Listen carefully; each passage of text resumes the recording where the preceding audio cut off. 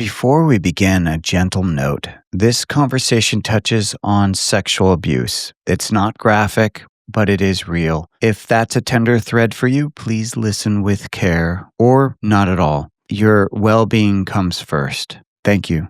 You were talking about intimacy and cuddling and just being physically close to people. And I think here in America, we sexualize that immediately. And you see this play out religiously. You see this play out so often. Any physical touch is sexual touch. Yes. And it's never been like that, ever.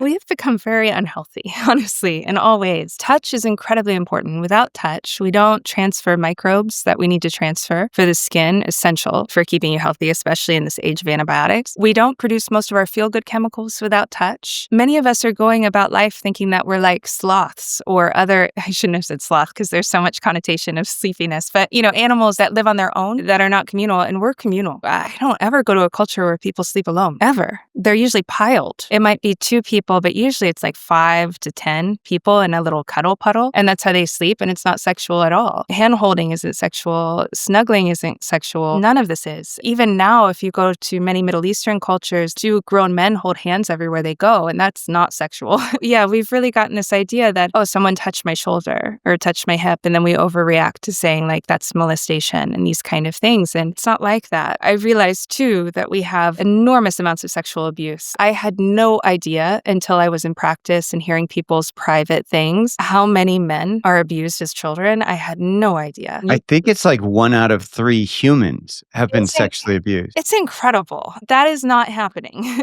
At least from what I've seen, and I've been to a lot of cultures, I have not seen that until you bring in modern foods, modern diets, modern lifestyle, modern shifts. I think partially because you would get so condemned. There are serious punishments in these groups, some of them more than others, just would not be allowed. I realize that people are often reacting from a response that they had when they were a child or something like that. But this idea that touch is sexual is incredibly to our detriment. Now my mind goes, well, okay, what are some things that we can do societally or individually to start to shift this, right? And one that immediately comes to my head is just pornography, like just stop. Just stop with the watching of the porn. And I know that might sound extreme, but I think it is truly detrimental not only how easy it is for anyone of any age to watch it, which it used to be a lot more challenging, right? And it's also not 2-dimensional anymore. It's like a video, and it's like very, feels very realistic, and it's not just in a magazine or so. There's levels of intensity around it. I don't see how it's helpful in any way. One answer I immediately think of is just like men, women, like we just got to stop with the outsourcing going into our heads around sexuality. And obviously we don't want to go to androgyny, right? Because it's not about going from one extreme to the other. How do we get back to just that human connection and love and accepting touch as something that's human versus that needs to be sexualized? It's something people won't want to hear, and I could get really slandered for, but the science does back this up, and I don't want anyone to feel judged because none of us know this, right? Nobody knows this stuff, so please don't feel judged when I tell you this. Honestly, I think things like pornography, drug use, abuse, I think these are endemic of needs not being met. I think going after the reaction is almost fruitless if we don't go after the cause. And the cause is a lack of true connection. So where does that start? That really starts in the womb, and it very much is in infancy and toddler years. So when we've looked at the hormonal responses of children that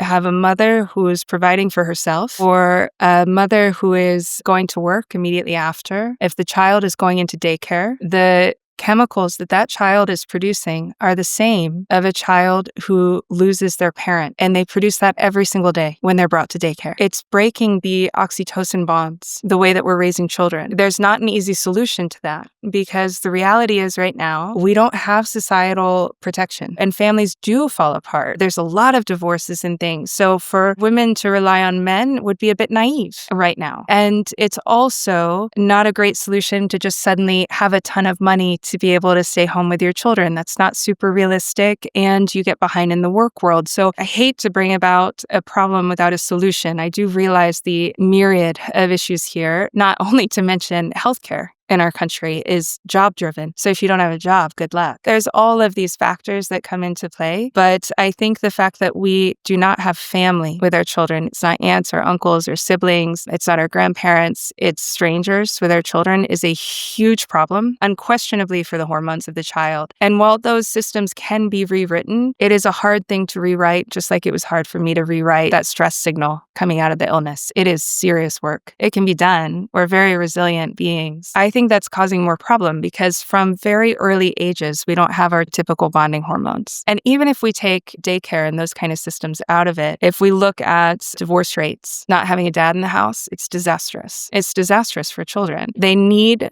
both the nurturing from the mother and the discipline of the father and the playfulness of the father. When a baby's being played with by mom and a dad, it produces oxytocin when the mom nurtures it, 0 when the mom plays with it. When the dad plays with it, all the oxytocin. When the dad nurtures it, 0. It needs both. And in these traditional societies that I used to go to accounted for that. If something happened to the dad, the uncles stepped in. The grandparents stepped in. So there was always a man in the babe's life. So I think having a solid look at our problems, I think whether we're looking at an illness or financial issue or a cultural issue, we have to be very groundingly honest about the situation and what we're seeing. The illness rates in our country and our culture are the worst we've ever seen in all of humanity, and it is not from diagnosing better. We have mass illness. We have incredible mental illness. We have over 25% of our culture, of our people, on mood stabilizing medications. We have to look at why our relationships are so broken. Why have we not felt what you felt while we were talking? And a lot of that goes down to childhood years in addition to the whole structure, because that's where we learn our bonding and all of that, our reference points. So I think that's pretty important.